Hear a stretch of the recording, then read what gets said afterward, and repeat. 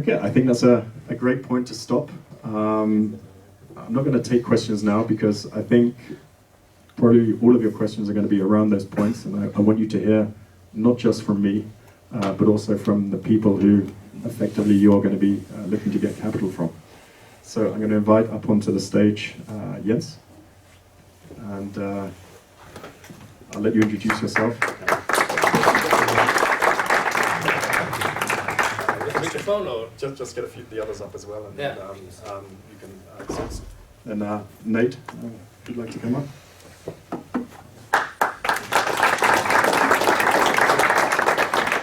And Andrew. Is Andrew here? Oh no, Andrew. Sorry, James. Yeah. My apologies.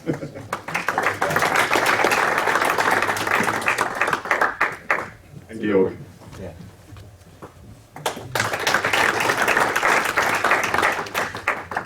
Well, yeah. Just before we start, I know it's probably pretty daunting for a lot of you, kind of at the start of your career, and wondering whether it's all going to work out or not. And one of the young fund managers came up to me yesterday and saying how great it was that I have this 10-year track record, and my response was I'd rather have a 2-year track record and be 8 years younger. So it's not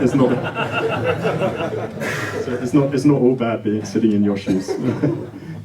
Okay, so I'm going to pass the microphone, and if you just want to briefly kind of introduce yourself, and then we go straight to the Q&A. Yeah, hi. Georg Stolberg, I'm the one captainship, I guess. I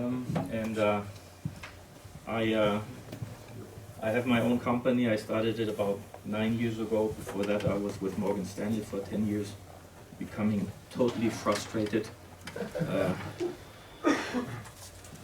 understanding why big institutions cannot outperform almost under any circumstances, meeting a lot of assholes, and dealing with it, and it kind of gave me the positive energy to take revenge, and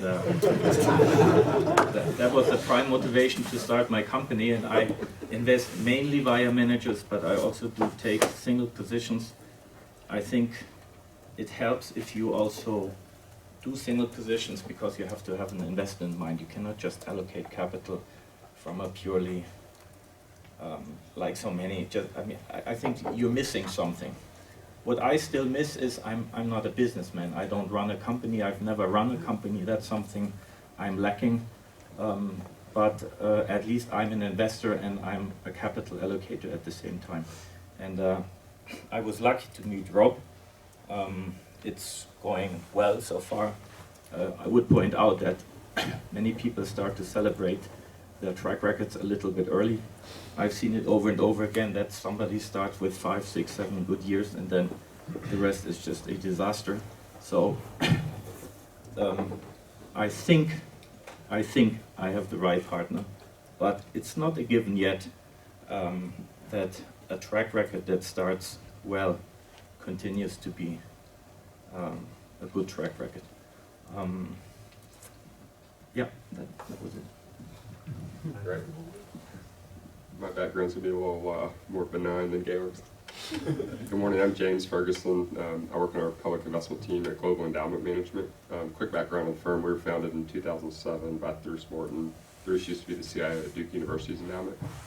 What we do, we're a private company, but we invest one pool of capital primarily for U.S. endowments and foundations in the smaller size, so say in the $100 to $400 million range. Everything's commingled in one pool, though, so we really operate as if we were one endowment. We spend essentially all of our time traveling around the world trying to find great managers, similar to some of the things that Georg has described or that Rob has described. It's a surprisingly difficult task. It seems like on the outside it might be relatively easy, but it's actually quite difficult.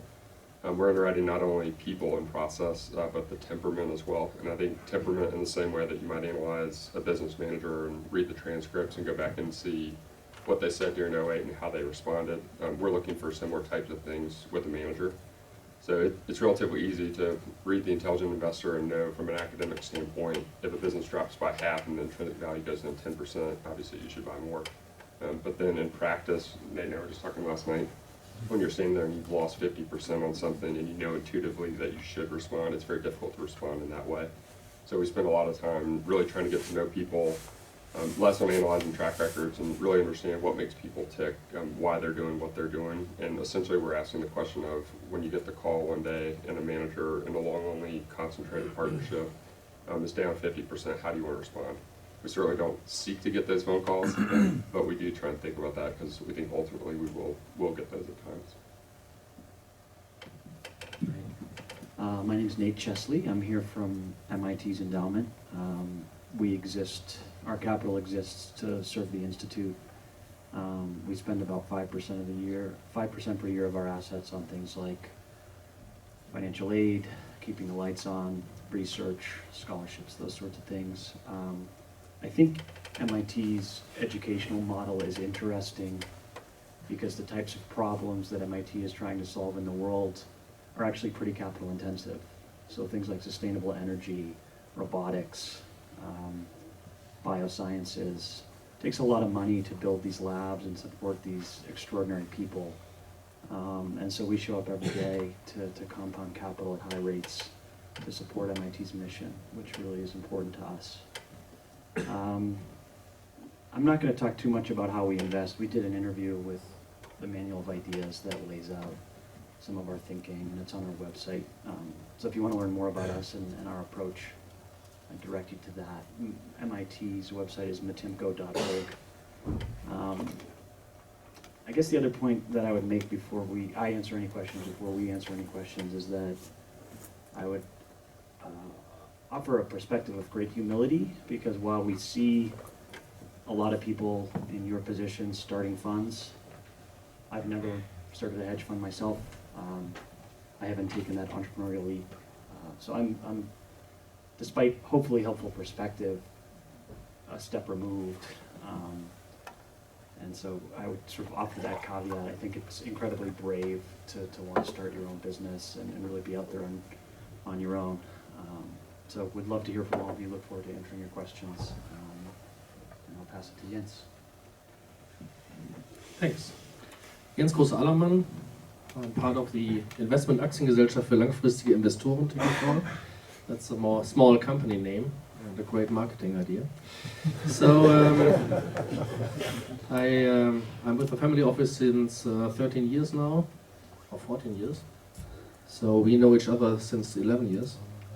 Actually, we have 5 funds. 1 fund is managed by myself, and 4 funds managed like Rob from other guys. Normally we know each other very long. I think that's one very important thing, if you look back 10 years ago, that we know each other over 2-3 years, and we know, I think you know from us everything, what we want, and we know nearly everything about you.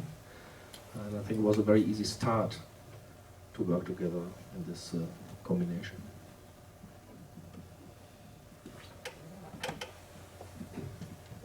Great, so we go straight to the Q&A. So we do it like yesterday. If you want to just step up to the mic, and maybe if 2 or 3 people are there, so we can quickly move from one to the other. I've also placed some chocolates next to the mic this time. I know it takes a lot of courage to step up and ask a question, so there's a little reward for you after that. And we haven't. This is the first time we're doing that. We're not exactly sure how it's all going to work. You can ask a question and maybe one will answer, and if someone else has something they would really want to add, they can answer, but there's no need for everyone to say something, or we just play it as it comes. Okay, so who has the first question? Yeah. Do you want to step up to the mic? Yeah, sure. I can just talk right here. Yeah, please. I'm going to take 2 chocolates.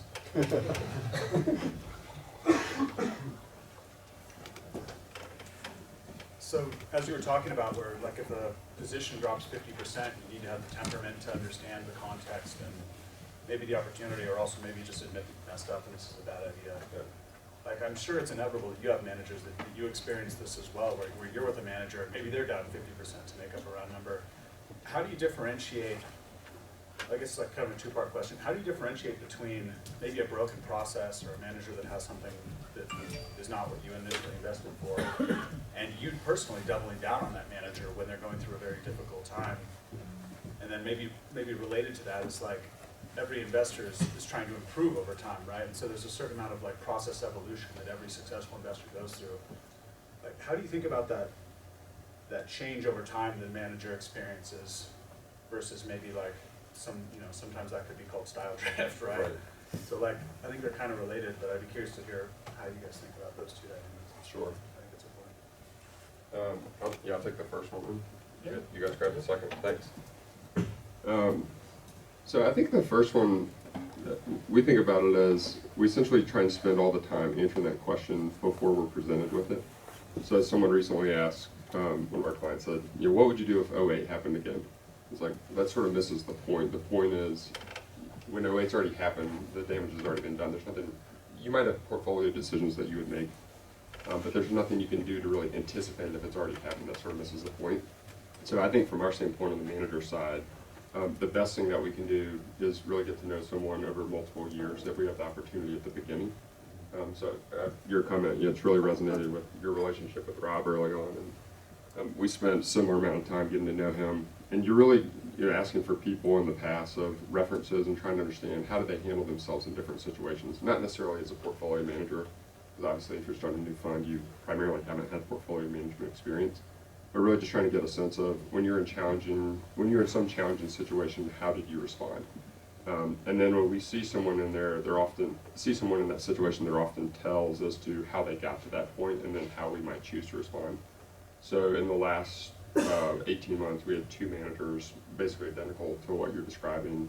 One we added significantly, and the second one we redeemed from. So I'll talk about them generically. The first one's a manager we've known for a long period of time. We spent a lot of time with them recently. We felt very convicted in the process and that essentially nothing had changed, but they run a very concentrated portfolio, even more than Rob. And they said, nothing's changed. The business, one of our businesses has gone down a significant amount, but they were very confident in the business. We pushed them hard on, you think the endowment effect is impacting you and you want to make the capital back in the same way that you lost the capital originally. And ultimately came to the conclusion that there's nothing broken, the temperament's fine. The analysis was fine, albeit they might have made one mistake. The second manager, in getting to that point where he was down roughly 30%, he changed a lot of things about what he was doing. So he was almost visibly shaken when you were asking him, how are you responding to this? And he said, I'm trying to stabilize the portfolio, et cetera.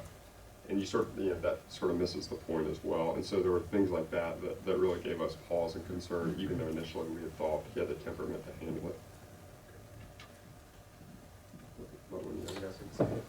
So maybe the difference is that we normally know the people over 2, 3, 4 years. For example, Matthias, he's sitting there.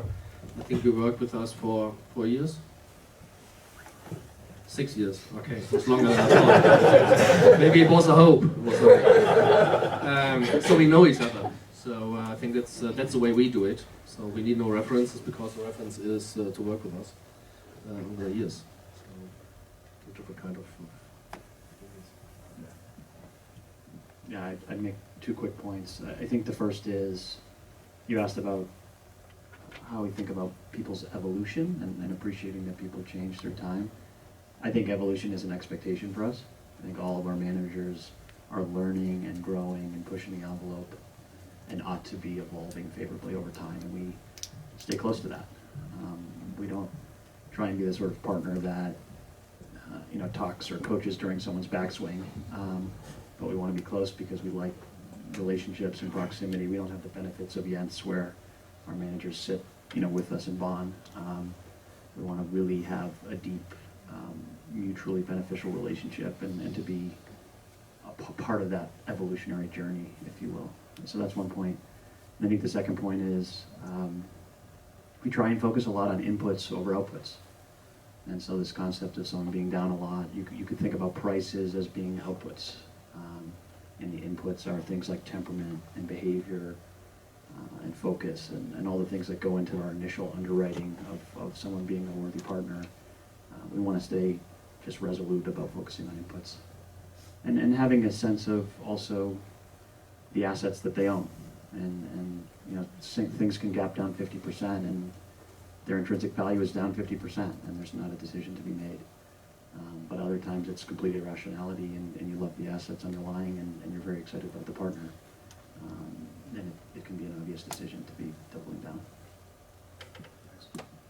I think it's very important that in the beginning you build confidence, that you have trust in somebody, and then you're kind of committed, and you should stay committed. Almost everybody has a bad stretch, and it's always a combination of mistakes and bad luck, and sometimes you can't really tell what is what. But even if it's a mistake, everybody makes mistakes, and you shouldn't abandon a manager only because he has a bad stretch. And these bad stretches are typically between 1 and 3 years. And it will be highly unusual if somebody doesn't have a bad stretch. Buffett was a huge outlier in that respect, but almost anybody else has very bad periods. And if you lose confidence only because somebody shows bad numbers or somebody made a mistake, even if it's a grave mistake, then you're doing something wrong. And then I would say it always depends on the circumstances. You can't generalize. There are some mistakes that are maybe not easy to forgive, but usually I'm very forgiving, because you also as a as a partner, you have your own reputation to defend, and you should stay faithful. And also, if you make a bad decision, and if somebody or a track record turns bad over time, then I kind of commit myself to sticking to the manager, and that's the way to punish myself for a bad decision. And talking about the evolution is usually to the worse. Okay, everybody says, "Oh yeah, we're learning so much. I've gained so much more experience. Our fund is at a peak gap. Our intrinsic value is so much higher than the price, and this is great. And we have hired analysts, and our assets have gone up." So the natural evolution is from somebody who starts out with the right intentions, and then develops hubris, and then he becomes a bad manager. That's 90% of the cases I've witnessed. The evolution is negative. I have never seen a firm that started out small and started then to hire analysts to get better. Never. So I'm getting very nervous when somebody tells me, "Oh, I met this great guy and I hired him, he's so smart, and now we have already 2 or 3 analysts and they help me so much." That's always bullshit. Yes. We're gonna give you the last word on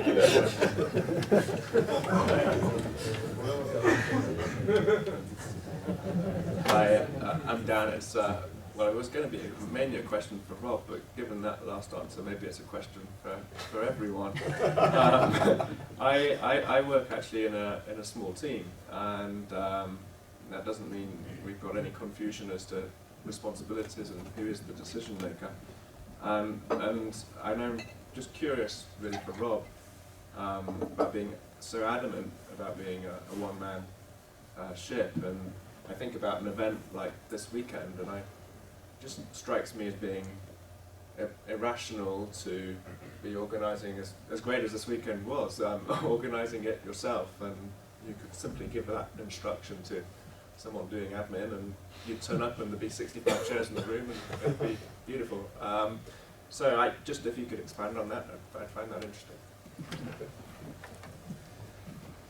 So is the question more about whether I should be hiring more kind of admin type people, or, Yeah, or generally, or analysts as well, or But more on the admin. more on the admin side? Okay. No, I think I really want to focus on studying companies. It's kind of what I enjoy, and it's also kind of what my investors pay me to do.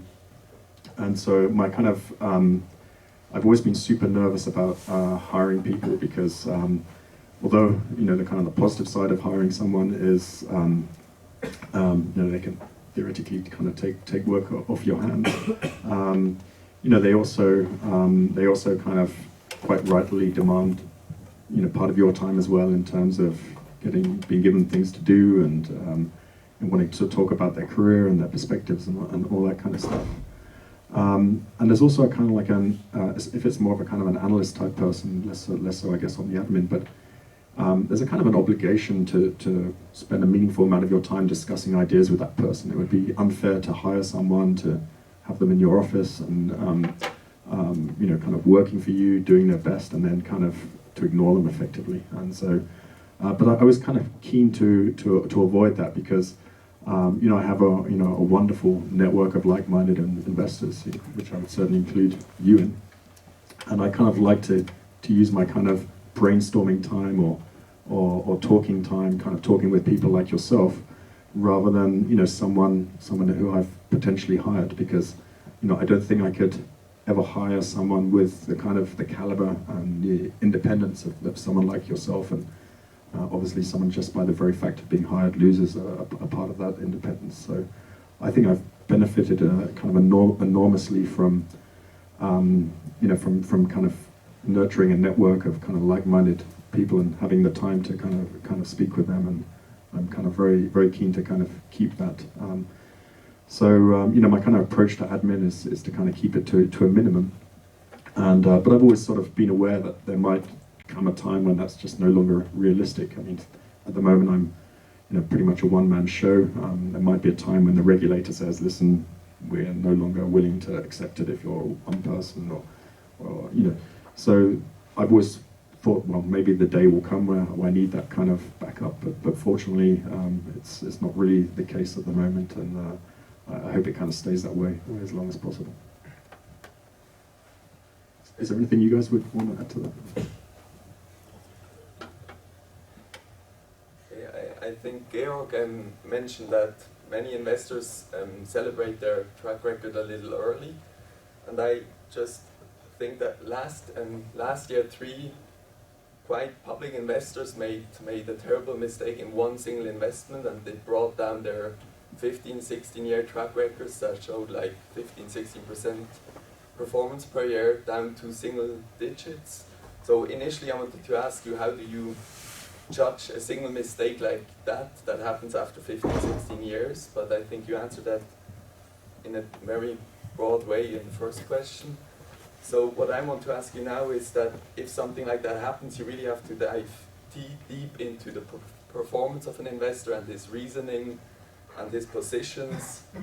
And if you are able to do that, why don't you just invest directly in the stock market? And I mean, what's the difference, and don't you need the skills to judge investors and could use them to direct invest in the stock market? Like, Yeah, I could, but my sales pitch is a different one. I say, give me everything, and not just a slot. So I'm able to invest $1 billion in an afternoon, if necessary, and spread it across very good managers. And that's appealing to some people. For others, to me, conceptually, there's not much difference whether you invest in a fund or in a holding company like Berkshire Hathaway, or in a good business, because it's always 2 elements. You have cash flows, and you have a mechanism that redistributes those cash flows. And if I can understand something, if I can build up confidence in a manager or in a position, to me there's really no difference. But if somebody gives me everything, especially if it's, let's say, a large account, 100 million or more, then I tend to use managers for the most part, because I don't want these people to have exposure or 100% exposure vis-a-vis Georg Stolberg, because I might be smart now, but I might, be an alcoholic in 5 or 10 years or whatever. They don't know. That's why I like investing via other managers. Also, I like the breadth. I like talking to different people. I think it would be highly unlikely if I were to invest everything via single positions. It would be highly unlikely that I belong to the very best in the world. That would be overconfident, and that's why I think it's safer to do a little bit of everything. And also, I never have the problem like 2008 that the account goes down 50 or 60% or something, because I'm usually diversified across various asset classes, and I don't have that much hand-holding to do, which I hate, by the way. So that was one part of your question. The other question is, I think are you referring to the manager who sits in California? I don't know actually. Okay. How about Valiant, Ruin, Kniff? There are several. Last year were. Yeah. Well, anyways, many times I don't really know whether it was a mistake or it's bad luck. I don't. I usually don't challenge the positions of managers. That's not really my job. I have to judge whether I can trust the manager and whether he has skill. But whether a certain fuck up is bad luck or really a grave mistake, most of the time I can't really tell. If it's a grave mistake, yes, then it really depends on the circumstances. There's no general rule. I think if you start in any field in that business, you build up all these rules and you try to follow these rules because they give you orientation. But after a while, if you become a master, you learn how to break the rules and where to break the rules. So everything is very circumstantial. Don't stick too much to rules. That would be my advice. Just one question to understand. When you say "give me all," and you mean that your clients give you everything they have? Yes. Well, it doesn't happen yet quite that often, but that's the idea in the long run. Yeah. Anyone else want to say something? Yeah. So we manage a lot of money. We have $18.5 billion in the endowment pool, and then we manage a pension fund as well for MIT. That's a huge pool of capital to invest, and so we have a very global approach, and our decision to invest with outside managers is really about competitive advantage. So some of the highest returning opportunities that we see, venture capital in the United States with some of the best managers, there is no way we're going to do a better job investing in early stage venture than Sequoia or Greylock or Benchmark. So we're very happy to partner with people there. I'd say the same thing about places like China across the capital structure. I think the same is true in certain industries like biotechnology. We're just never going to have the depth of knowledge and insight and network advantage to produce the types of returns that our partners there can produce. And in terms of not doing things directly, this was one of Rob's points about transparency. I think one of the ways we build really deep relationships is through very transparent relationships. And so if MIT with a very big balance sheet was buying and selling stocks on our account and then demanding of our partners to say, give us full transparency into what you're doing, we think that presents a huge conflict and a huge misalignment. And so we wouldn't want to potentially breach trust by having a direct stock portfolio and on manager allocations. I would say we spend an enormous amount of time thinking about businesses and stocks, and that's really the fabric of our diligence. I mean, we've met with a number of people in the room, and Rob can tell you, what percentage of the time do we spend talking about businesses? 80, 90. So that's the vessel of the manager's judgment. That's where our assets are invested, and it's also the most fun. So.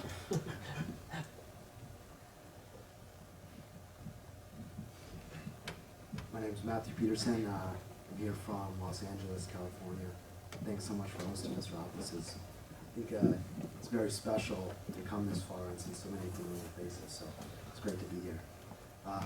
My question is about your point on transparency, and it's actually a question, I think, for everybody, because there's this very practical debate about whether or not you should be transparent and almost, unfortunately, bias yourself when you're committing to certain positions and holdings, but also then creating that transparency with your investors. And then, of course, on the other side is to sort of not discuss your positions until perhaps you've sold out of your positions and holdings, avoiding those biases, but then having less transparency with your portfolio. So the question is how you find that balance and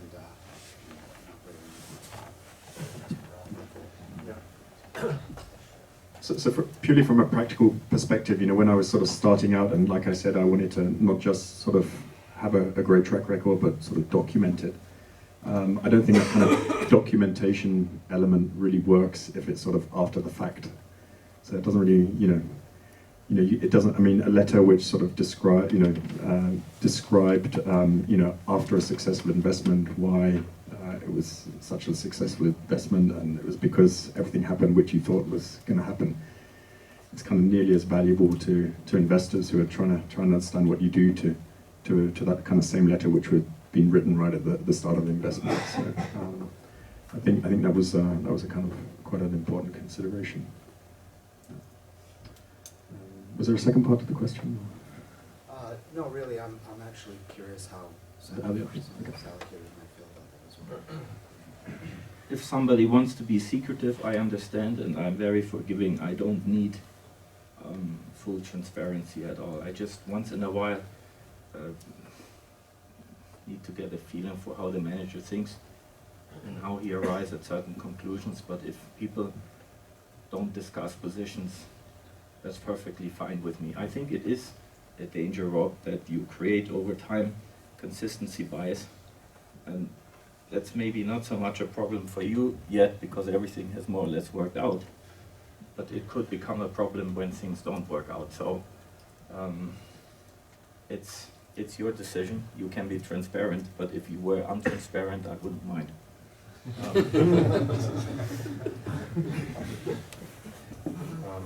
Can I just say one thing about Yeah. So that's kind of commitment bias is something that that investors sort of rightly worry about. But in general in life, kind of commitment is actually a very good thing. So you kind of figure out things you want to do and what you want to be, and then you kind of commit to those. And I think there's a very positive side to commitment bias. I have a philosophy about how I invest, a way I want to kind of conduct myself, and I'm kind of super transparent in my letters about that, and that creates a commitment bias that I welcome, because if for example, I only invest in managers who I think have integrity, and so if ever I was kind of tempted to drift off of the right path and invested in, I don't know, some dodgy company run by a very promotional CEO, then hopefully a lot of people would be sort of emailing me and phoning me up and saying, "Aha, you said that, but then you did that." So that's a kind of a commitment bias I kind of welcome and embrace. And the area of risk for the commitment bias is, of course, on companies which kind of start doing poorly, and then you sort of, a bit like you kind of see sometimes on Bloomberg and stuff, these managers suddenly get into a kind of public battle where they're arguing aggressively for why they're right and the other guy's wrong, and they start insulting each other, and you can see this huge commitment bias developed, and that's why I kind of so I'm kind of aware of that risk, but I kind of avoid that type of public debate, and I think writing a half-yearly letter is a good rhythm, but any more frequent contact than that would be, I think, too much. And I kind of try and signal it as well in my letters that this is kind of what I believe, but it could very well be wrong, and if it is, I'm kind of going to change my mind. So I kind of create a commitment bias to also change my mind. So hopefully that offsets a little bit.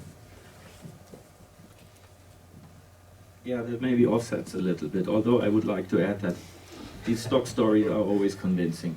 For the most part, they are a waste of time because they are always positive, and you can't really contradict this because you say, "Hey, wow, this is a great stock," because you don't have the full picture, and therefore, yes, if it's a smaller part of a letter, that's okay. But if 80% of a letter is stock stories and how cheap they are and how much they are the managers turned on by the cheapness, and then you get all the numbers, that doesn't really appeal to me at all. I'll add maybe one different perspective. For us, some of the discussion around individual names is really helpful, both at the beginning as well as over time. And it's not because there's any magic behind, what's a specific detail behind why Rob bought Google or Alphabet. But it's more about just understanding what's the diligence that you did, what were you concerned about, why were you concerned, how did that change over time, and then it gives you the ability to see how the world evolves and how the individual company evolves over time. So that when you are in those tough situations, you're well versed as to how you got to that point, rather than just sort of waking up blindly and realizing, all right, here we are, what do we do?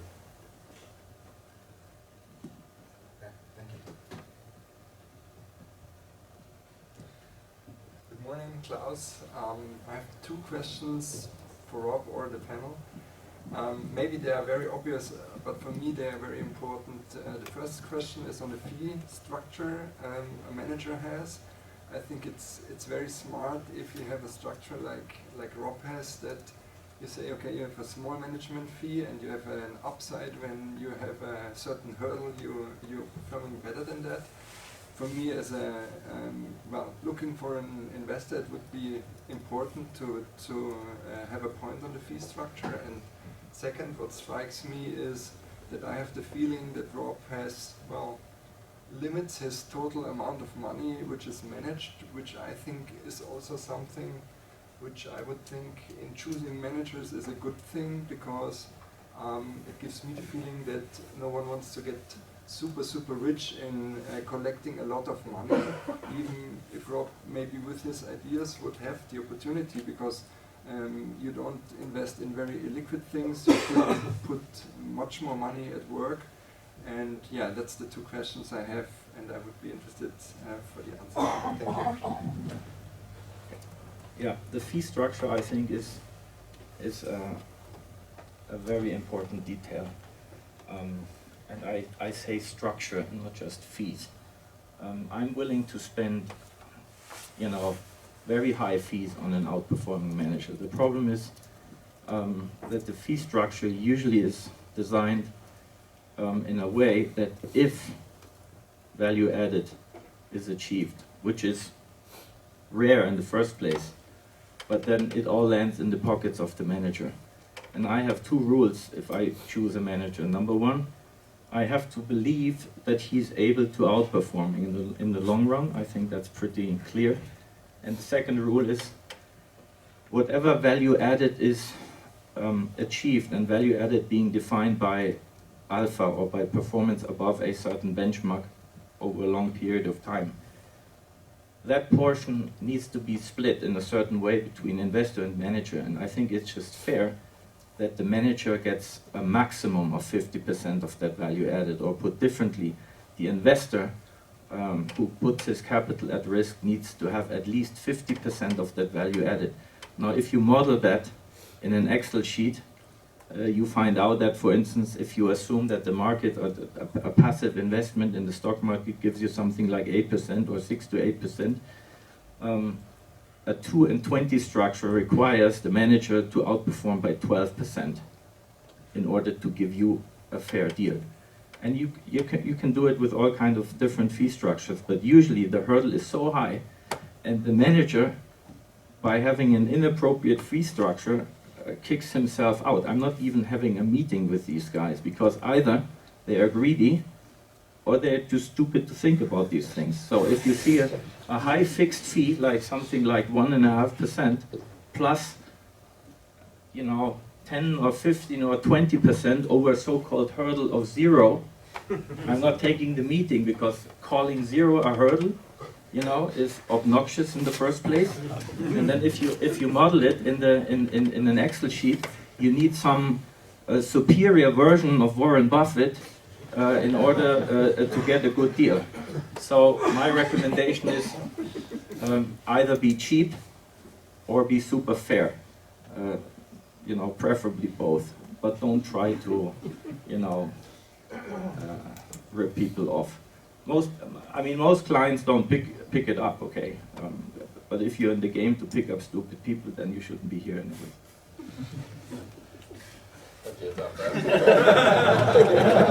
I have a different view. I have the same view.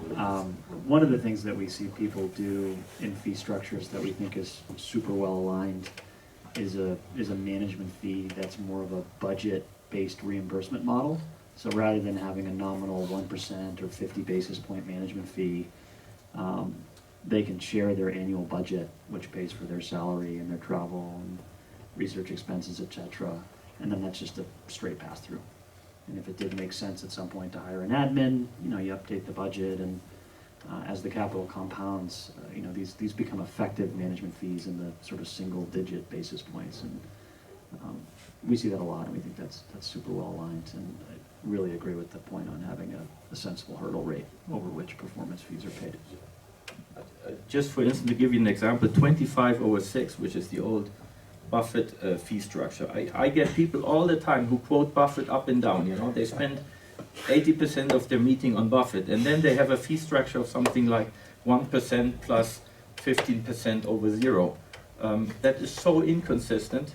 It's ridiculous. And your fee structure, which is 1 and, if I remember correctly, 10% over 6, correct? Correct. I think you need to, I need to be confident that he can outperform by 3% or more in order for me to get a fair deal. And a fair deal being defined as I get at least 50% of the value added. And 3% is a relatively, it's achievable. It's not easy, but it's achievable. But many times the hurdle is at 6 or 8 or 10, and people don't even know it. And that's a no-go. So I think this is a great question, so we should spend a bit more time on it, because it's kind of where the rubber hits the road. You know, you can have all the very best intentions and all that kind of stuff, but ultimately your fee structure kind of reveals your hand. And you know, so one of the pieces of advice I heard very early on was that you know, managers should have very high fees, at the very minimum 2 and 20, to kind of signal exclusivity. So rather like a Hermes handbag will always be priced at sort of whatever it is, several $1,000s, and if you were to price it at $50, no one would buy it, as they assume it was inferior. What do you think of the argument that the fees should be as high as possible?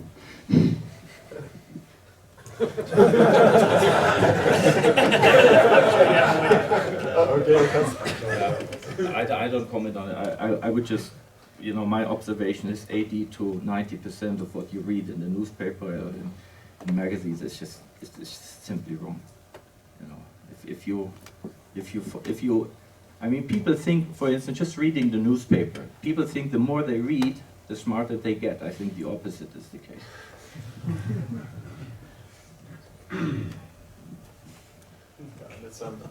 The second one was on the total amounts of assets managed. Yeah. Yeah, that's you know, many people say, oh, you know, when I'm at 500 million or something, I will close. They all say that in the beginning. The question is whether they end up doing it. Never said it. I don't know if I can add to that one. One thing that actually might be worth adding is, I think there's two pieces. One is from a performance standpoint, obviously the impact that might have, but the second is from a signaling standpoint. So it can indicate, you know, someone said 3 years or 5 years ago or 10 years ago, I'm going to stop at 500 million, and then they got to there and said $1 billion and then 2 billion.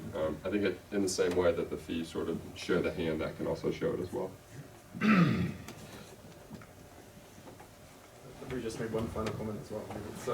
It's a kind of a humbling thought for me. Just imagine I'd done everything identically to how I have done it. So the performance was the same, the philosophy was the same, the investments were the same.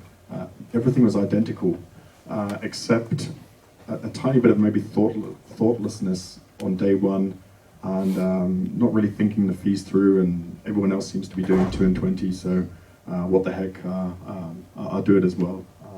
You know, I don't think any of these guys would be sitting here today. So that really comes back to my point right at the beginning, kind of the fate is pretty much set on day one. I mean, you have to get it right on day one. Otherwise, there's no opportunity to reverse it later. Okay, next one. I think we all learned about Mr. Market, and I think that a good part of Mr. Market serving us is that there's so many compartments of investment styles and boxes. So you get, I don't know, European small caps, and you get the regional cut, you get the size, you get the asset classes, fixed income, equities, and so on. And personally, I think you want to be as flexible as possible to go where the opportunity is. But where's your institutional appetite for giving a lot of freedom and not forcing your managers into the very boxes, but basically keep them in, I'd say, a fully invested, whatever regional, whatever asset class, whatever size bracket.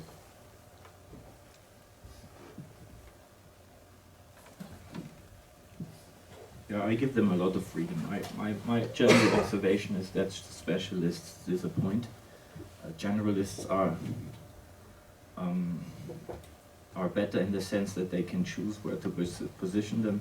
I'm also not as institutional as maybe you, but if somebody commits to, let's say, small cap Europe or large cap US or even worse, theme funds, you talk to these guys, they know everything, you are so impressed, and then they disappoint results-wise. So I think the mechanism is for good investments is not that you know everything or a lot about many things. That's not how it works. The most important thing is that you know when you don't know, and that there's only a few things that appear idiot-proof to you that pass your filter, and for that to work out, you have to have a very wide field of opportunities. You have to be able to choose from literally thousands of different companies. But if you're trapped in one particular box or one particular universe, then yeah, it doesn't work anymore. It's maybe I can't fully explain it, but that's my observation, and that's why I give the manager a lot of freedom.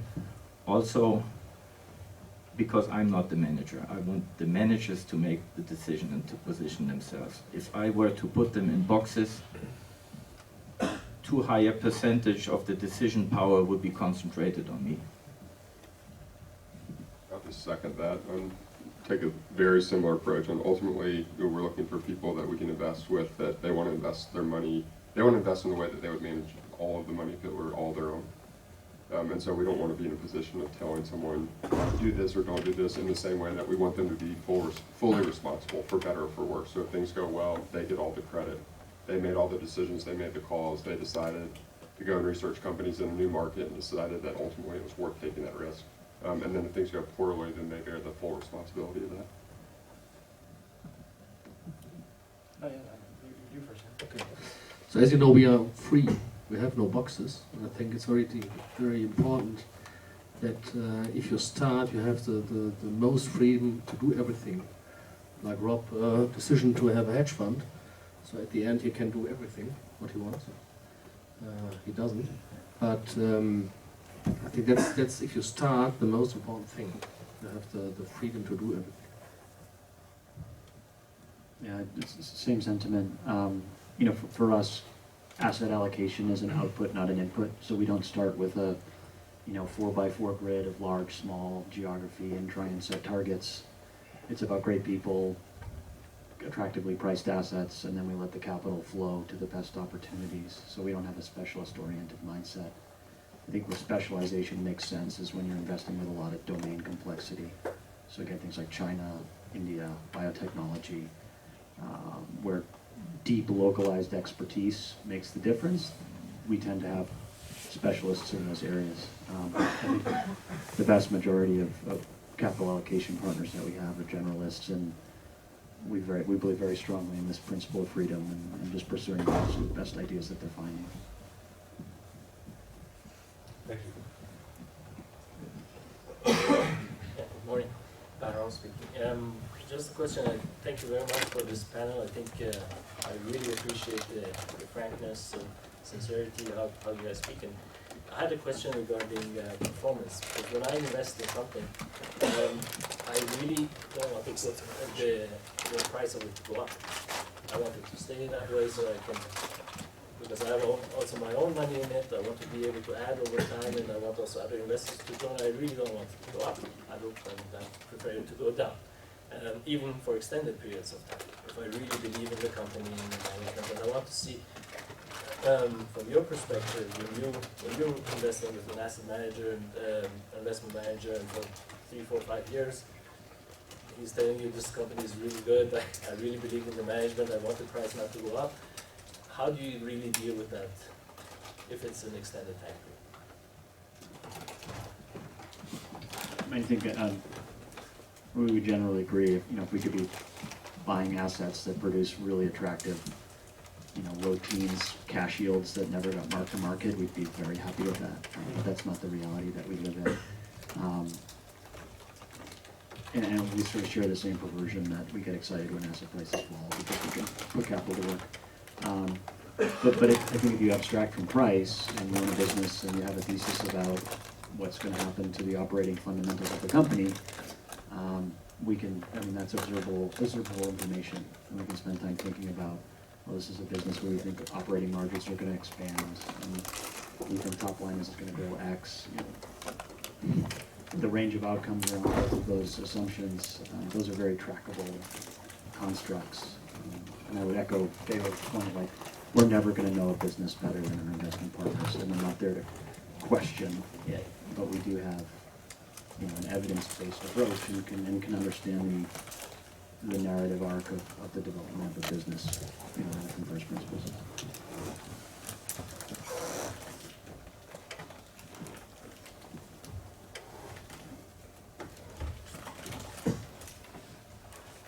It may be obvious to you that I'm not a young manager. I've got one observation and a question I'd really like to ask. The observation is, I've actually done this twice, but I'm on the second time round. And the first time I failed because of many of the things that Bob said, but most particularly costs. I think costs was absolutely killed us, and we wouldn't have been fine otherwise, we would have been all right.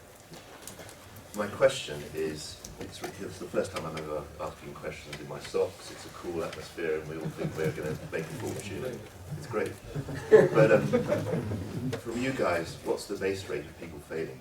Because we've got enthusiastic, capable, brilliant people here. Maybe their life would be better spent on something where the risk of failure is particularly high in life. Maybe have more specific answer. I'd just be guessing, yeah. You mean percentage-wise, I guess? Yeah, at least 90% fail. But they don't fail because they are too stupid. They fail because of many of the mistakes Rob mentions. If you're brilliant but you can't raise money, then you fail. I look for outliers, absolutely exceptional talents, and they are rare by definition. I don't necessarily succeed in picking them, but that's the goal. And I think for somebody to be outstanding, I don't know, it's maybe a talent. It has to do with temperament. I think it has a lot to do with authenticity. This is something Nate and I discussed last year. I think every brain works differently. Everybody has a different brain structure. Some people are very good with details. Other people recognize patterns. Another group of people,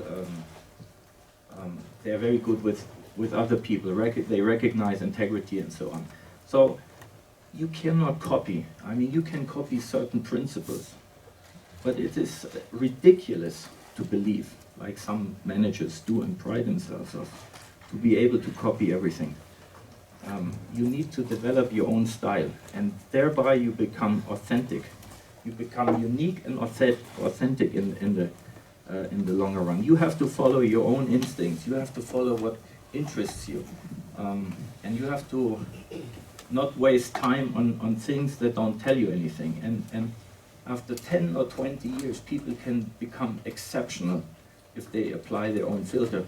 But if you copy other people and then something goes wrong, you don't learn from other people's mistakes. You have to learn from your own mistakes. It's essential that if there's a mistake, it's really your own mistake, and that you can later on analyze why it happened. I think that's something I observed, that many people are intelligent and they are energetic and passionate and everything, and then they copy, and they think the more they copy, the better it is, and it gives them a better start. So these track records usually look very good in the beginning, but then they flatten out because people don't evolve, they don't learn. And I'm not quoting names, but whenever you see people who, who pride themselves of copying, you know, that's a disaster waiting to happen. Great command. So it's funny because as a stock picker we are looking for mode, and of course as a fund manager you have to build up also your own mode. And it's funny that that sometimes it's forgotten. I can throw out a stat. I think at least on the hedge fund side, some of the data is more public. There's roughly $3 trillion in hedge fund assets that's spread out over about 10,000 funds. And per year, about 1,000 funds open and 1,000 closed. Last year was about 1,000, year before was about 1,500. But just to get a sense of how many actual funds there are, I don't know about for you, but you know that translates to hundreds and hundreds of new documents coming across probably all of our desks every year. And sort of by definition, 50% of people can't be in the 95th percentile or above. I think failure depends on your definition of success as well. You know, is your definition of success getting to $1 billion of AUM? Paying bills. Okay. So if your definition of success is not going out of business, sure. But I think there's people that stay in business that make big compromises and produce modest returns that wouldn't meet their definition of success at the outset. So I think it's important to start from first principles about, you know, what does success really mean to me in this firm and to my partners, and then let that be the yardstick. Certainly keeping the lights on should be on that list. Thanks. On the flip side, you could do worse in life than that scenario. This is true. Hi, my name is Lee. I have a question to Gil, maybe also to everyone in the panel. You said that your first criteria is then to find out a manager who you believe can outperform. But if we started as a young manager with not a long track record, how you do that? How you know that he's going to outperform? You don't know. But I would say any track record below 10 years doesn't give you that much evidence anyways. And there's a big difference as far as the numbers are concerned. If you go out and you pick a manager like Rob and there's no track record, and then after 5 years it's actually good, then it tells you something because everything is in line. However, if you get approached by somebody with a 5-year track record and that track record is good, that's almost worthless because you have so many monkeys throwing darts, and by definition you only get to see the monkeys that you know hit. So 5-year numbers don't give you any insight whatsoever. It's worthless. So if somebody's very embarrassed or people come to me and say, oh my God, you know, my track record is only a year or two and that's so bad. I said, this is what I'm used to, you know, the numbers don't really tell you anything. After 10 years it becomes more significant. Even a 10-year track record, if I look at numbers, doesn't give you 100%. It gives you maybe 70% confidence. So you just cannot avoid making a qualitative judgment on the manager. And don't become too defensive not having a track record. But if you do have a track record that's 10 years or long and it's bad, you need to be a brilliant salesman because very difficult to overcome that numbers. How do you do then your qualitative manager selection then? Oh, that's I mean, obviously, that's most of you do it differently, and you were saying you were looking for outliers, so most people are different. Yeah, it's very circumstantial. It's most people kick themselves out of the process very early in the beginning by, you know, giving some stupid lines. Like one of my favorite lines is, "Oh, you know, even if it's a one-man show, our priority is capital protection." And then I like to respond that my priority is capital destruction, you know, just to make the point. Or the fee structure, or all these bullshit lines like, yes, and we combine fundamental bottom-up analysis with a thorough top-down approach. Stuff like that, you know. So by the time, you know, if you talk to somebody for 10 minutes, you know, 99% of the people kick themselves out by saying something stupid, and the 1% that doesn't say something stupid, then you have to get to know the person, and then And then at the end, you still don't know. You're making an educated guess. It cannot be much more. But an educated guess gives you maybe a hit ratio of 80%, I would say. Has everybody been offended? The only thing I would add would be, I think you can just reduce it down and make it really simple, even though the process of doing it is very difficult. So imagine, you know, sort of morbid, but you knew you weren't going to be around, say, a year from now, and you wanted to protect your family's capital. How would you find that person? You never had the ability to change your mind. You weren't going to be there again. Like, what would you look for? The obvious stuff, things like trust, integrity. How likely is it, do you think, the person will change? What do you think will happen over time? I don't mean to make it sound too lofty, but I think those are some of the types of things that ultimately we're trying to answer.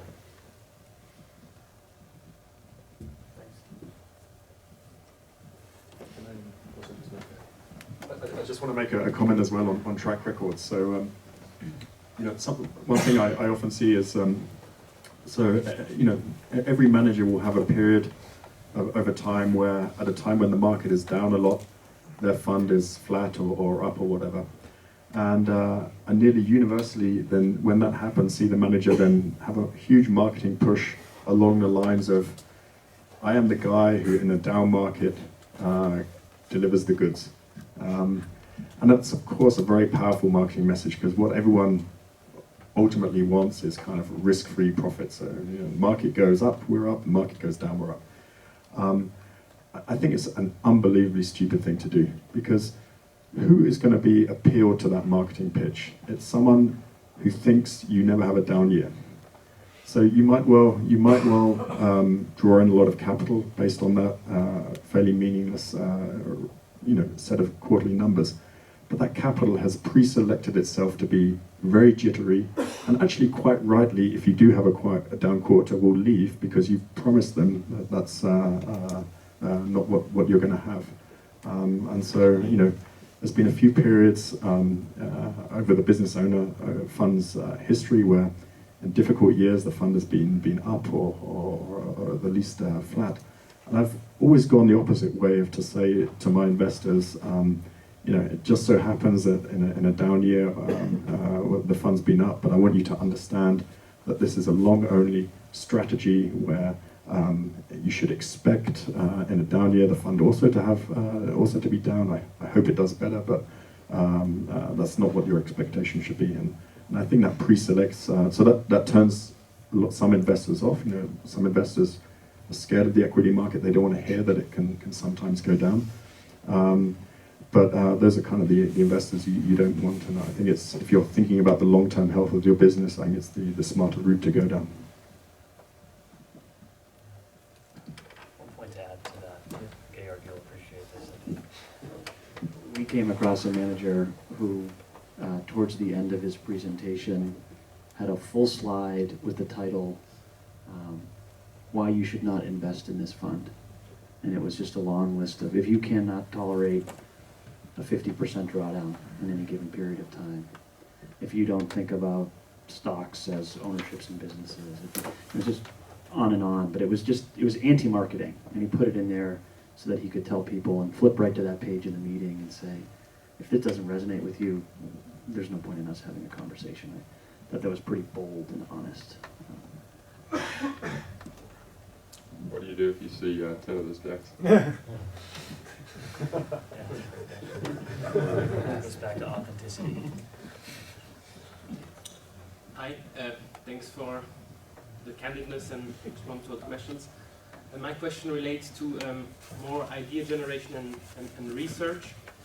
And I'm aware that you have a wide range of styles. So you have from a Charlie Munger who says he reads a lot and writes nothing down, to people who praise investment diaries. And my question is more what your experience were and how you interacted with your investments. So specifically, maybe Rob, if you could pick one investment you made in the past at the beginning, tell us the process, how you came about the idea, how you researched it, how long you researched it, what types of analysis, what the outputs are, like do you have an investment memorandum, and then to the investors, at what point would you start discussing the idea with them, what would you share, and how would this interaction look like? That'll be very interesting for someone who's about to start. Yeah. Thank you. There are about 10 questions in there, so I'll try and Sorry. try and pick some of them out. You know, so I think I've changed a little bit over time. So if you'd asked me how I kind of find ideas 10 years ago, I was very into kind of screening for 52-week lows, low price to books, low Ps, and I've really kind of stopped doing that completely. As you know, I think in isolation, a P or a price to book or a 50-week low tells you absolutely nothing. And if anything, my guess would be that kind of universe, you know, because the market isn't, I mean, it gets things wrong occasionally, but most of the time it's right. So a universe of companies with very low Ps is, in aggregate, going to be mainly made up of kind of below average businesses, and I'm really looking for above average businesses. So that's really the wrong pool for me to be fishing in. So if I kind of scoot forward to now, I would say there's kind of two main ways that I would find ideas.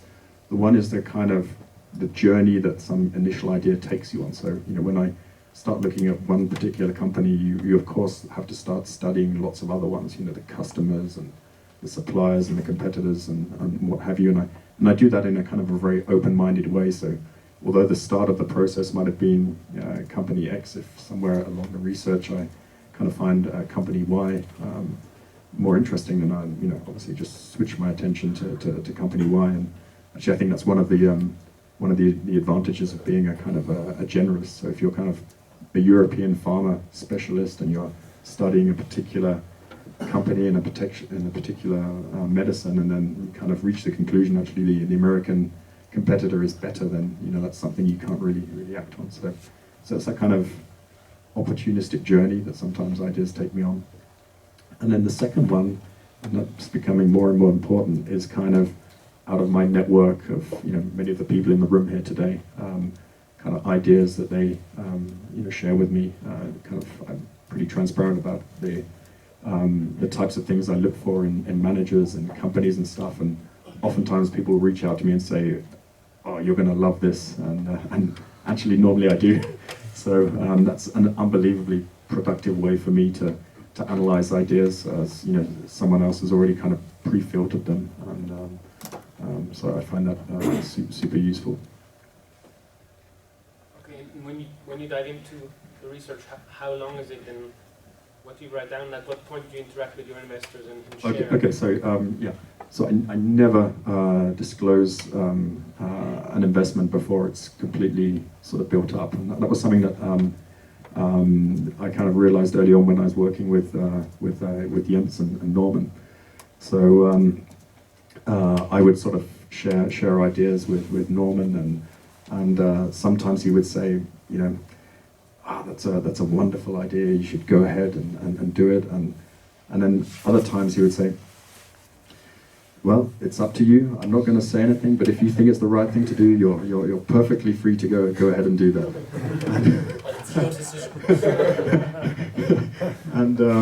And you know, so I was sort of thinking to myself, is it my job to try and kind of read his body language about what he thinks the right thing for me to do is, or is it kind of my job to try and figure out what I think the right thing to do is? So I kind of said to Norman and Jens, listen, I don't want to know what you think of an idea when I'm in that kind of research phase. With the one small exception, if they know it to be a kind of like a fraud, or the manager to be dishonest, I of course want to hear about that. And I kind of use the analogy of, you know, someone going on vacation and telling their secretary they don't want to be bothered. So clearly, if the secretary happens to switch on the news and notices there's a tsunami heading your way, then you do want to be bothered then. But you know, otherwise, I really want to be kind of make sure that an idea is in a very pure form, kind of coming out of my conviction and not based on what other people might think. But then after, you know, and actually that even continues after the investment. So, you know, I interact with all of these four guys on investment ideas, and I always kind of ask them not to tell me if they dislike the idea, because I know that's going to influence me. If someone says they really dislike an idea, that kind of sets up this situation that you start worrying if it doesn't work out, they're going to say, I told you so, and all this kind of stuff. So I always ask them, ask any question you want, dig as deep as you want, but I don't want to know whether you like the idea or not. So that's super important to me.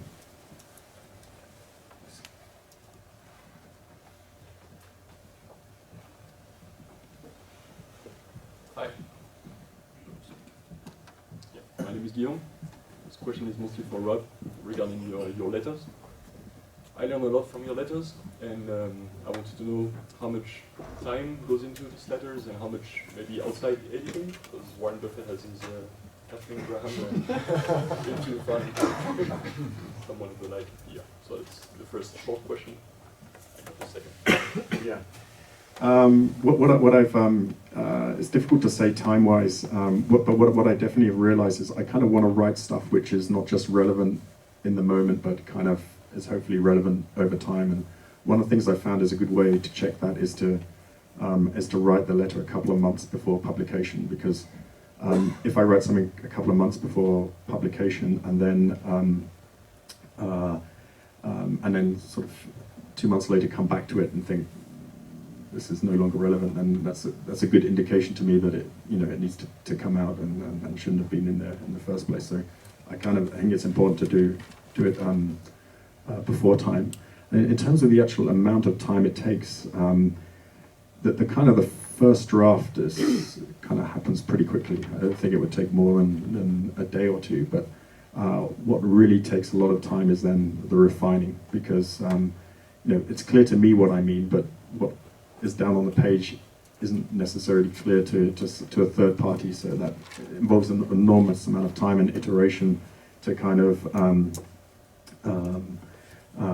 to kind of reformulate sentences, add things in, take it out, and so that's it happens over a period of weeks. It's difficult to say how many man hours go into it, but I can imagine it's several days at least. But it's an investment that I think is worthwhile. It kind of helps me to, I talked at the beginning about all the benefits I've derived from the letter, and so I think it's a worthwhile time investment. But I think 2 a year is ample. And then in terms of editors, I don't really have an editor, but I always have lots of good friends in my network, and normally I send it to 2 or 3 people when it's more or less ready, and kind of ask them to take a look and let me know if they can see any typos or anything that they don't understand. And probably a few people in this room have received that kind of request before, but there's no kind of regular editor. And the second question is regarding China, because you said it makes sense to study China, and you gave very good examples. And I wanted to know, obviously you have the European capital from the US. How do you see an interest from Chinese capital to look at European-based hedge funds? Or you mean in terms of me winning a Chinese investor to invest in the fund? Or? Yes. Well, I would love that to happen. I kind of view my investor base as sort of a part of my network, and a really important part, because someone who's kind of committed their capital is much more incentivized to kind of help me and share contacts and insights than someone who isn't. So I would definitely welcome a Chinese investor, but in practice I don't have any, and I'm not aware that any Chinese investors are aware of the fund. Do you think there's a reason for that, or they have enough possibilities at home and don't see Europe or European managers as a source? Well, I do zero marketing, so the only way for me to win a Chinese investor, if someone through a referral would to kind of for some reason come across my website, maybe read the letters, they to resonate with them, and then they would reach out to me. But that hasn't happened yet. Yeah. Well, I have a bonus question. I thought it was great. You talked a couple of times about financial education, about children investing young enough. Yesterday was evening was also children there, and it was very family friendly. And regarding how you explain to your children what the work you do and what it means, and if they already start to invest for themselves, and if they share your interest, or if you keep them quite separated from this world. So that's Thank you for asking the question. I think it's a super important point that, I think educating children about investing is, possibly one of your most important tasks as a parent, because if you think about it, anyone here who's a parent knows that whenever you sort of meet for a dinner party with other parents, kind of 90% of the conversation is about schools and kindergartens and what we should be doing and all this kind of stuff. And, that's understandable, that's the case, because we all know as parents that the quality of education they get is going to make a huge difference to, to what they, the quality of their life they later have. It's going to make a huge difference to how much they earn and the type of people they come in contact with. So education is clearly the number one priority. But if you think what the number two is, especially from a financial perspective, is investing. If you think the difference between a good job and a poor job could be several $100,000 of earnings over a lifetime. Well, the difference between starting with a small amount of savings and then compounding that over a lifetime over 15% as opposed to 0% in a savings account is going to have a huge financial impact on that child's life, possibly even as big as the education one. And yet parents will spend, kind of 90% of their energy worrying about education and, quite possibly zero on investing. And so that makes absolutely no sense, and it was a mistake I was really keen to avoid as a parent myself. And the way I've kind of introduced my children to investing is that, as we all know as value investors, you kind of have to really sort of blend Mr. Market out of it. Mr. Market there is there to serve you and not to instruct you. So, what better way to blend that out than not tell them about the market? So I've never told them about there being this thing called a stock exchange where shares get traded back and forth and prices go up and down, because that's quite frankly counterproductive to being an investor. And so I haven't told them about that, although I can imagine for a lot of parents, the first thing you talk about is the stock exchanges. It's the most available thing to talk about. But what I do kind of talk to them about is kind of businesses which I think they can understand. So the way I came across the Bergbahn Engelberg, so where we are today, is I thought it was a very simple business for them to understand, and open some kind of custody accounts for them and bought a very small amount of shares for each of them in the ski lift company, and explained to them every time someone buys a ticket, they earn a very small fraction of that, and they shouldn't get too upset if there's a big queue, because that means they're earning even more money. And I really think that's the way to go about it, is to talk about businesses to them. And if you're coming back from travels and you've seen a business which they can relate to. So I have kind of teenage daughters, so things like Facebook and Google are kind of interesting to them. So I can, in very simple terms, explain what these businesses do and what makes them good businesses. And I think that's the right route to go down. And I don't think they need to know about the stock exchange. Perfect. Thank you. I'm curious how you'd answer the question as an experienced father as well. Yeah, my children are, a little bit. And well, let me think.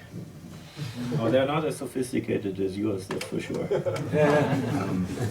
But I made an experiment with my daughter when she was 8 years old, and I asked her to pick 50 stocks randomly from a list, S&P 500. And I entered it into Bloomberg, and I tracked it. And she outperformed every second year, something like that. And that's the... I always wanted to use this in one of my presentations, or maybe in a letter, that most people spend a lot of time on stock picking, and the result is zero.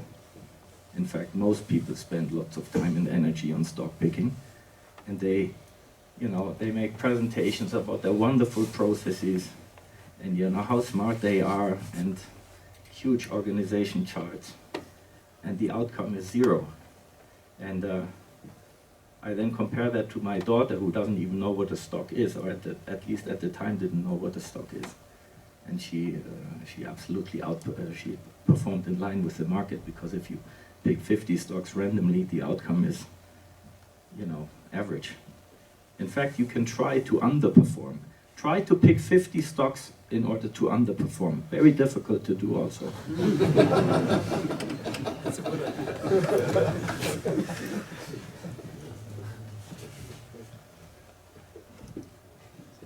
My name is Jeremy, and I just have a question about benchmarks. I believe yours is the DAX. Just any thoughts on how you come to the appropriate benchmark when oftentimes a lot of things that we own may or may not even be a part of that benchmark. How important is it if it's not really that relative to even use a benchmark, or just how you think about benchmarks in general for fund managers? Yeah, so I don't really consider myself to have a benchmark. So just to provide some history. Well, you know, as you know, the benchmark world is kind of this whole idea of these big organizations which say they're doing an active S&P fund, which is tracked against the S&P 500, and then have all these tools to manage tracking error and all this kind of stuff. And you know, that's really not my world, and I don't think most of the people's world here. So you know, there's definitely not a benchmark in that sense. You know, I have the DAX on, which I always sort of refer to, and that's really just has a historical kind of reason that when I started working with Jens and Norman, they, as domestic German investors, kind of measured their efforts against the DAX and used the same sort of benchmark for people like myself as well. Not as, you know, and I don't own a single DAX company, for that matter. I only have one German company, but it's just a kind of like a proxy for, you know, a relatively normal market which can be expected to do reasonably well over time. But it's not relevant in the way that people often think about benchmarks. And you know, I think investors are kind of thoughtful enough that they can kind of track the performance against whatever they kind of want to. And you know, my ambition is to kind of beat all of the kind of major markets over time, because you know, ultimately I don't think there's going to be a huge difference between the returns of all of the major markets, and so kind of want to be ahead of all of them. I guess that's the kind of a similar rationale for why Buffett has the S&P 500, I mean, just as a kind of a proxy for what the kind of most obvious market indicator is. And as a follow-up, do you think most value managers that are wrong to choose or really focus on a particular benchmark to try to outperform over periods of time? Yeah, like I say, I mean, you really don't. I mean, if you want as a capital allocator with a concentrated portfolio, you want to be opportunistic and kind of investing wherever it makes the most sense to you. You definitely don't want to be seeing kind of, if it's an S&P 500, you don't want to be just restricting yourself to the S&P 500 and then trying to follow all of those stocks and kind of minutely weight each one a little bit differently. I mean, that's really not our world. But investors, like Georg was saying, rightly expect active managers to beat the market, and so it's kind of appropriate to compare every now and again the performance against all of the kind of the major indices, and make sure there's not just a kind of a 0.5% or a percent outperformance, but something pretty meaningful.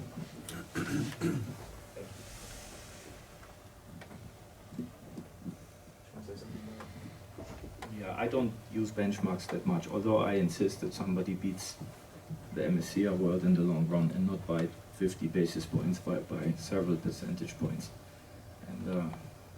And as I said, 10 years is, for me, is the minimum number of years that makes sense. Over 3 or 5 years, you can't really tell. I actually almost bench everything else also against the MSCI World, the total return index, because for me, investing in stocks via an index fund is always the easiest way, and you are guaranteed a very good result. So even if I invest in hedge funds or other stuff, I like to get results over 10 years and more that are better than the MSCI World. That's my very rough benchmark, but for any single year or 3-year period, I don't even look up the numbers for my managers. It's just you just cannot draw any conclusions from it. That's why I also don't like quarterly letters. I think quarterly letters are also stupid. Semi-annual, I mean, I can forgive you for semi-annual, but I think 2 letters a year is on the high side. Better 1 thoughtful letter a year, preferably 1 letter every 3 years. Unfortunately, that doesn't exist. That would be the best thing, but quarterly letters or even monthly letters, and then, you know, explaining for pages, you know, why you outperformed or underperformed for a certain quarter is just outright stupid. I mean, it doesn't make any sense whatsoever. Is there a particular benchmark you'd like to see, or ones you don't like to see? No, I mean, same. I mean, broad benchmarks. I mean, we wouldn't benchmark a manager to the Russell 2000 value. Or it's about what are you earning? What could you earn on a passive basis for taking the long-term equity risk premium? So, S&P 500, MSCI World, maybe a country-specific index for a Brazilian manager or an Indian manager. But we don't put a lot of thought into it, and I would extend the point that duration is what matters. 5 years, 10 years, not quarterly, annually. Maybe take the opposite, not the opposite answer, but the opposite side of the question on things you don't like. I mean, you've seen zero or treasuries or cash, or those are obviously pretty frustrating. Yeah. L plus 300. Yeah, exactly. Hi, I'm Tim. I got a question on regulation. As many people are starting out, they're struggling with the regulation.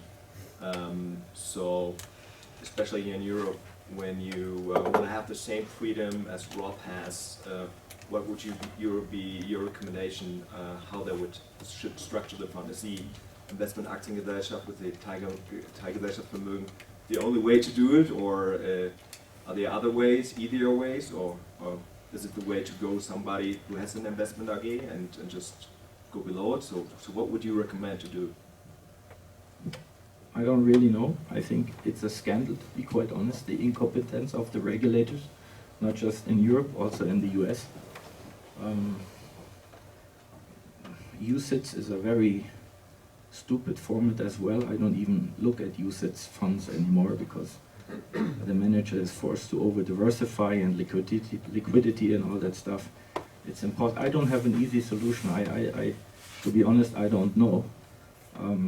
Maybe an offshore structure, a BVI fund or something. It needs to be super cheap because you don't want to be under pressure to suck in assets within 2 or 3 years' time. You want to give yourself enough time. I would say at least 10, 15, maybe 20 years to get up to a nice size.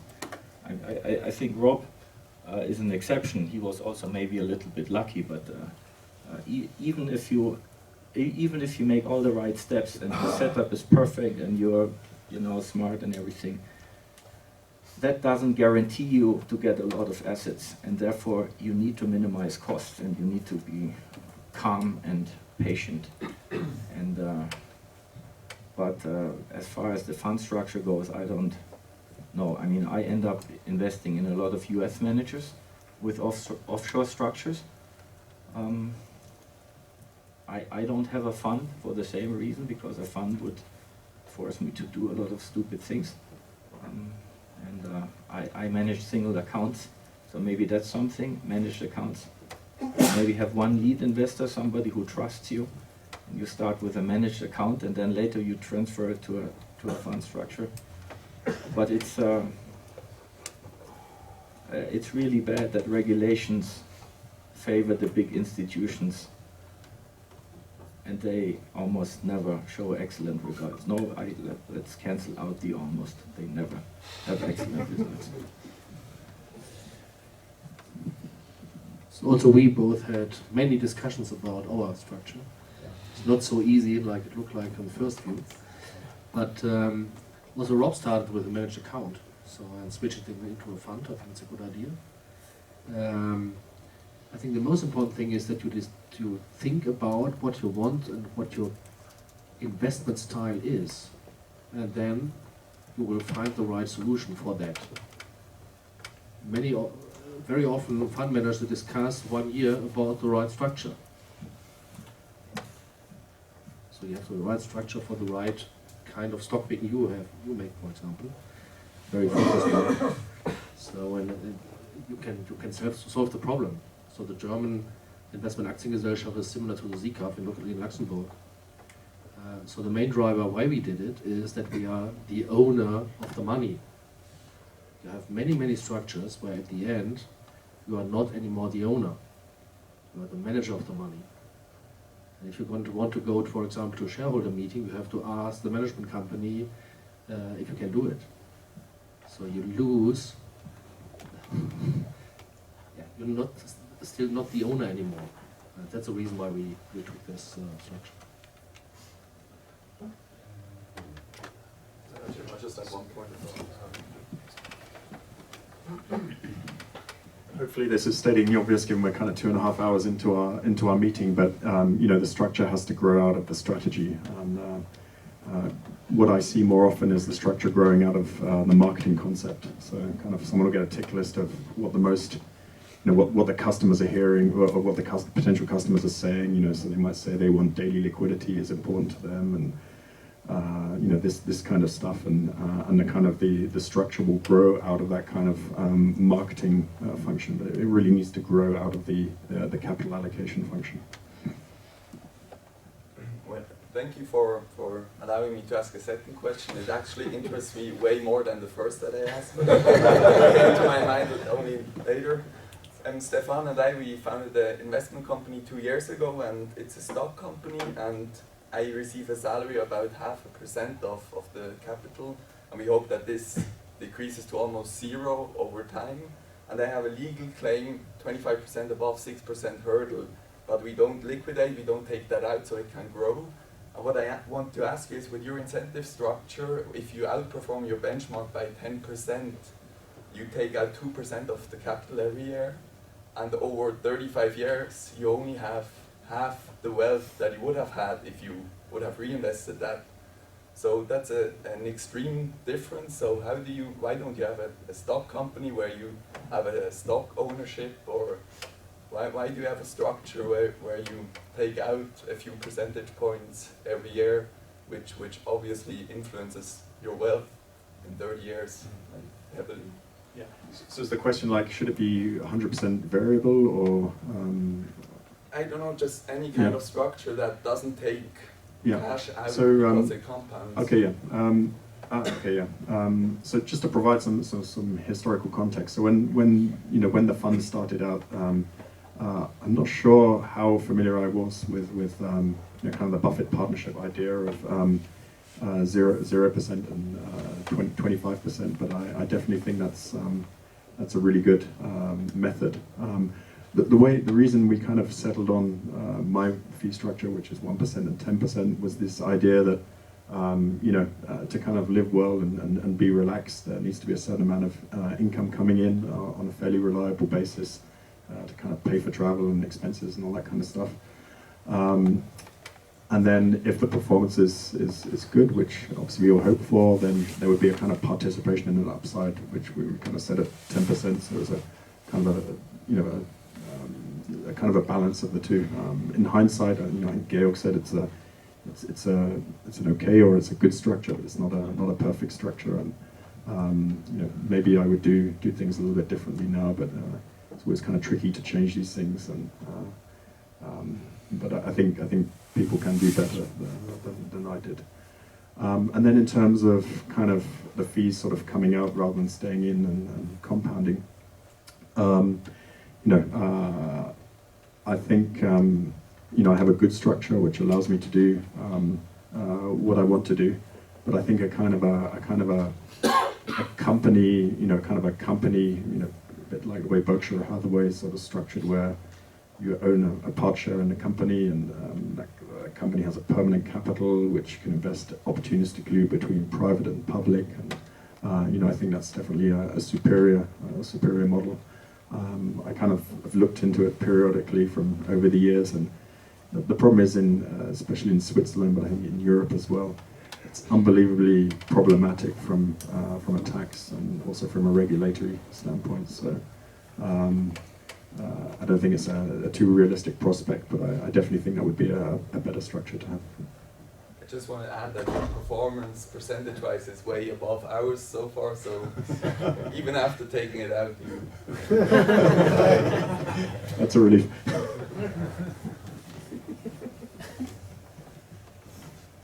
So, any more questions? Or?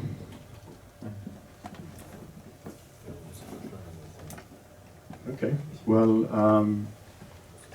we're all going to hang around. I think most of us are leaving sort of in the afternoon, but we've got a bit of time, so I think we'll close the meeting now and maybe continue with some informal chats.